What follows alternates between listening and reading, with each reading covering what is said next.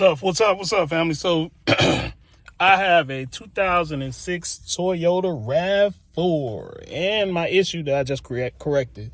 So I'm just gonna go over it real quick. Was I would let the window down, and it go down like that. But when I let it up on automatic, it go up, and then boom, then come right back down to about halfway right here, about halfway right there, right?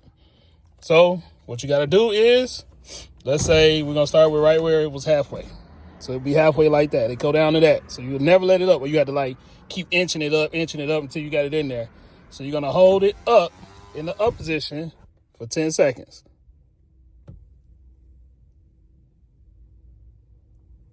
And then don't let it go, but just push straight down to the bottom. Don't let it auto come down for 10 seconds. All right.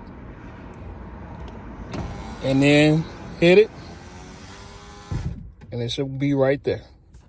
And that's how you reset, reinitialize, or fix where the windows need to come up and come down in. You may have to do it a couple times. At first, I was doing it 5 seconds up and 5 seconds down. It wasn't working for me, so that's why I went to 10 seconds. So I held it at the top for 10 seconds.